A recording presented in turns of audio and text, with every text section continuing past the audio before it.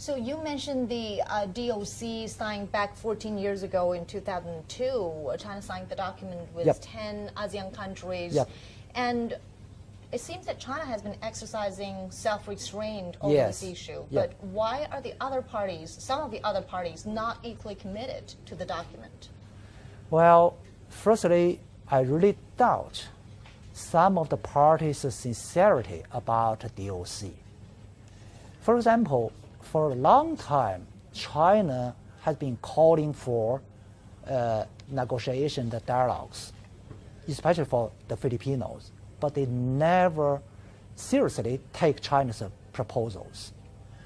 They only interested in increasing their presence in South China Sea. They're only interested in strengthening their positions, physical positions in the related islands or reefs.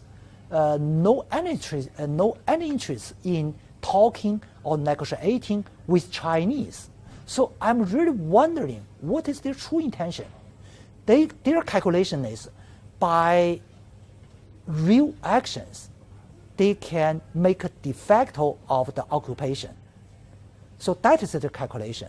We've been talking about the DOC, the Declaration of the Conduct of Parties in the South China Sea, signed back in 2002, and the countries agreed to continue their negotiations to come up with the COC.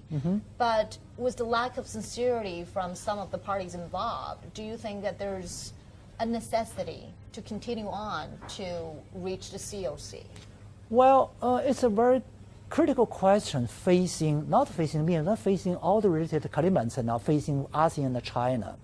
The story is, after completing the DOC, ASEAN and China had a very ambitious plan to, okay, let's go to COC. And then we go into preparations. It's a very complicated process, so we go into preparations. We in recent years, we even speed up our preparation for COC negotiation, for the COC passage. Unfortunately, suddenly, the Filipinos put the disputes between China and the Philippines into Hague.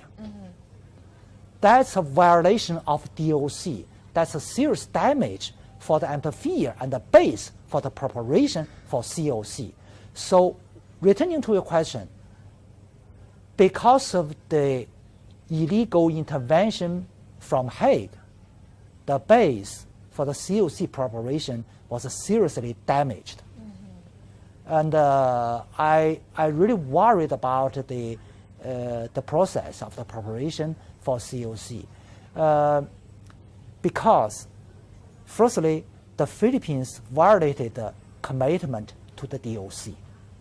I mentioned that all parties commit to solve this issue, solve this difference and the disputes through negotiations, direct negotiations and the dialogues.